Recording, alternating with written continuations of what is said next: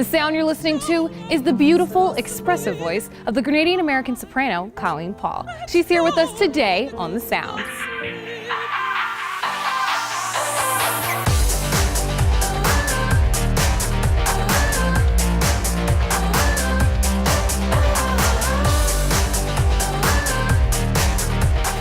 Everyone, I'm Britt Waters and welcome to The Sound. I'm super excited today because today's show welcomes the worlds of opera to the soundstage.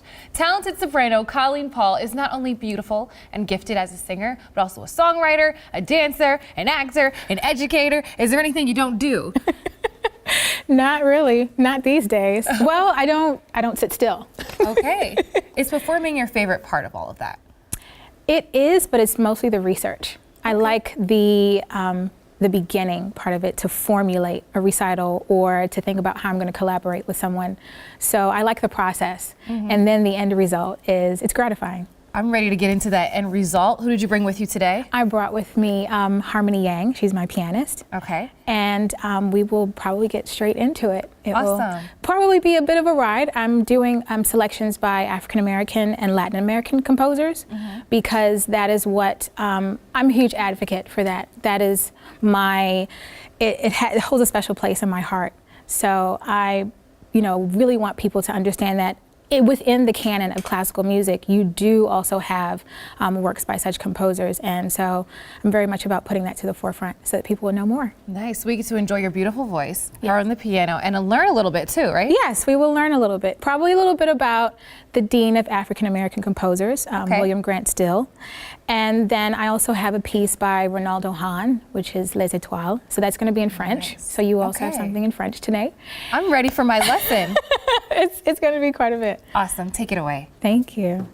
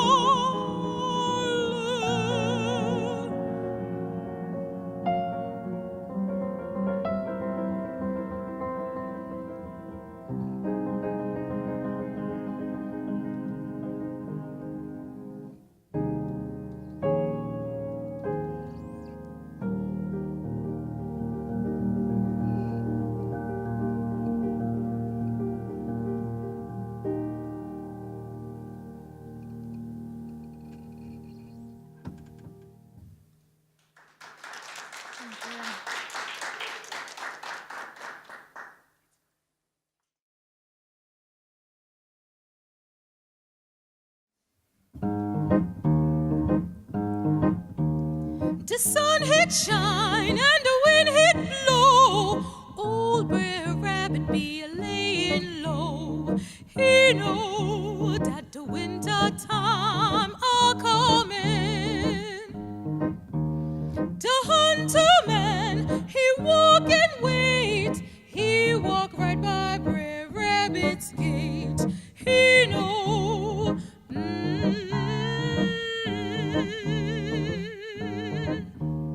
The dog he lick, his slurring chop, and his tongue in his mouth go flop, flop.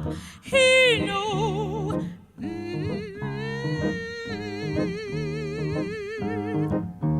He rub his nose for to claw his scent, so's to tell which way that cottontail went. He know.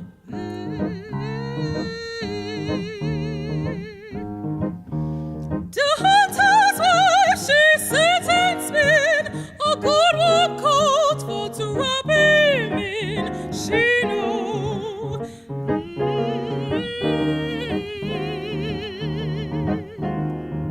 She look at the skillet and she smell, oh my, and old Brer Rabbit got to surely fly.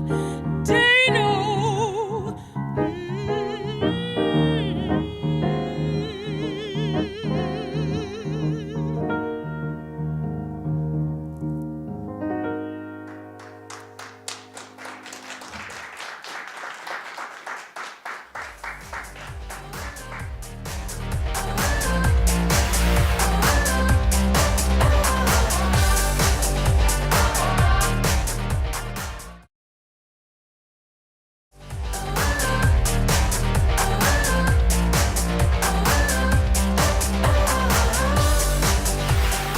Welcome back to The Sound. I'm Britt Waters here with the beautiful gifted soprano, Colleen Paul. Thank you for being here. Thank you for having me. When you were singing, I felt like at peace. Like it was so calming to hear your voice. Like, are you in that same space when you're performing? Oh, it's a lot going on when I'm performing. Oh, I'm translating. Yeah. I am thinking about intonation. I'm thinking about breathing. I'm thinking about making sure that I am in the same rhythm as my pianist. So, I mean, there's a lot that is going through my mind. But because I've prepared, then I get to a place where it is very calming. I would pay to have you sing me to sleep every night. Like, That seriously. is so sweet of you to say. That is really sweet. But can you humbly say that singing opera is a lot harder than other genres of music? It is more challenging. Okay. I would say. I think a lot of people put opera on this pedestal because they consider it high art, similar to ballet. And it does take a lot of training and a lot of time, but it's also, it's similar to kind of doing a rock concert. Really? But it is, because rock, Because if I was going to an opera show and I saw a rock band come out, I don't think I would be pleased. I mean, it demands enough of the body and the mind. Okay. People probably don't think, I mean, if you think of a rock drummer, they are going for however long that is. You have to have the same amount of stamina. It's the same way with singing opera. You have to have stamina to be able to sing unamplified Wow. for at least 2 hours or more. I mean, the average opera goes about the same amount as the average movie. It's about roughly 90 minutes to 2 hours. You're working harder than these basketball Oh players, yeah, aren't you? opera singers are athletes. We are Yes. athletes of the stage. That's what people don't realize. And so we have to come with our A game every single time. Do you start this training young? Do you have to? You to be able can. to keep up? You can. I actually started when I was an undergrad in college. No way. I'm serious. I was planning to be, I was studying to be a doctor. I was going to, I did internships at the National Institutes of Health. I was going into pediatrics, and I just kept feeling this tug, this innate sense of I really want to sing. And what ended up happening was that in my undergrad, I started taking voice lessons, and my voice teacher said, I think you might have a gift. You might really want to consider studying full time. And I thought, oh, okay. So I just went full force with it, and I auditioned for the voice faculty at my undergrad, and I got in. I was accepted. And so the rest is kind of history, but it has had its up and downs, moments. There's some days where I say, why am I doing this? And there's other days where after singing for, the Queen of Denmark, I can say this is completely gratifying. So it's been rewarding in so many different ways, but it is, demanding on the body as well as on the mind. So would you try to get people to start younger? Were you at a disadvantage because you started? No, I actually I was at an advantage. Oh, wow. Starting older. Many of my teachers, because I thought I needed to start, you have people starting to take lessons as young as 14.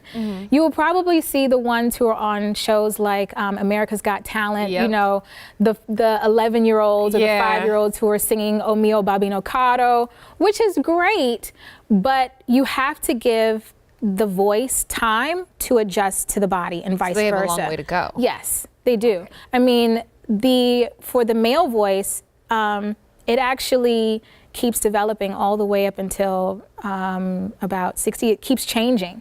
The female voice actually, because of hormones and a number of different things, probably stops like around 30s, like early 30s or what have you. Oh no, is my voice about to change? No, your voice is not going to change. Okay. It's actually going to get more, as I like to say, sophisticated. Nice. Your voice is going to get more sophisticated and feel like your own. And you're an educator. You teach this elaborate training process. I do. Is the allure still there for young kids? A lot of kids want to be Beyonce or they want to be Jay-Z. Are there still people that want to be, Colleen Paul? I tell my students, use your own voice. And the allure is still there for opera and for classical music. I think that within the United States, we have to change the conversation about it, because it's not just for highbrow. It's not just, for tux and tails and, ball gowns. I mean, when I lived in Europe, you have people going to the opera in jeans and sneakers. Really? Yes. And I mean, sitting high up and enjoying it because it is for the masses. It's for the people. It's for everyone to enjoy. I mean, there are still storylines in opera that are relevant today. I mean, with, for instance, like Tosca, you have the case of fascism. We're not going to talk about that, but that is a subject within the opera, and it's relevant today just as it was, when it was first performed. Besides doing shows like this, how can we promote opera as a spectacle? I think getting people to understand that it is available to them on all levels. So when I teach my students, I tell them, I don't want you to sing with somebody else's voice. Let's work on your voice. And then I get them to see all of the other possibilities when it comes to singing in French or singing in German or singing in Czech, which I love, or singing in Russian, which is great. You have all these different varieties that are available to you for interpretation and being able to show people what is available to you on a global scale. Wow. And I think once my students find that out, especially with finding their own voice, then they have a new appreciation. They have a new passion for not only music, but also singers. Yes. And I mean, I've trained singers not only on a classical level, but even to sing like a Beyonce, so that they can have the stamina on stage, and continue to last for a 2, 3, 4 hour concert. From DC to Europe to all over the world. Yeah. What is next for you? Are you scared? Because a lot of people have that scare tactic, like your voice might change. I think right now I'm moving more into possibly television, just a little bit. I've seen you doing modeling, acting, all of that. I recently had the opportunity to participate in the DC Film Short Festival. Awesome. So that was a chance to do the other side, the acting side of things, and see how that would go. But I still want to continue with opera and classical, and also musical theater. Theater. I love performing musical theater. I'm what you call someone who sits right in the middle. I can do a little bit of both. I love that. But for now, opera is my favorite from you. Oh, thank you. So I want to get back to the music so I can get back to that happy zen place that your voice puts me in. So when we come back, it's time to turn up the sound once again with opera singer Colleen Paul. Stick around for more of The Sound.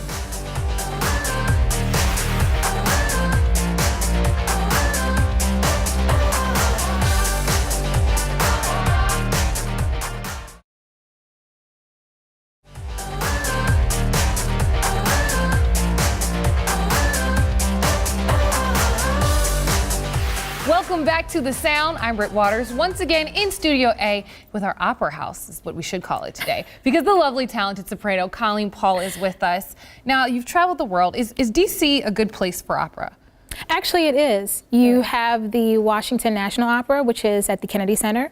You also have Virginia Opera, which is just across the way, across the bridge. You also have Baltimore Opera as well. And I feel like I'm forgetting one. You have smaller opera companies like Urban Arias, which is in the area, and they do a lot of independent or newer works, contemporary works. And I know I'm forgetting, there's tons of places to take in opera and classical music. There's actually, I believe, a classical vocal series, like the Friday Morning Music Club does one. I love that. And there's also the Library of Congress has a chamber series. This is endless options, so we have no excuses you have to miss out on no excuse to miss out on opera and classical. Taking it in or even learning about it. No, you don't. Not in the DC area. You actually have a plethora of options available to you. And you make it look so easy. What's the most challenging part of what you do? Breathing. Breathing? Breathing is the most challenging next to learning the languages, because you have to actually learn, for every language that you learn, you have to learn the IPA, which is different for every language? For every language. Oh my It is goodness. the International Phonetic Alphabet for every language. Okay. So English is my first. My second native language is French, which I'm fluent in, and I've had to learn the IPA for that.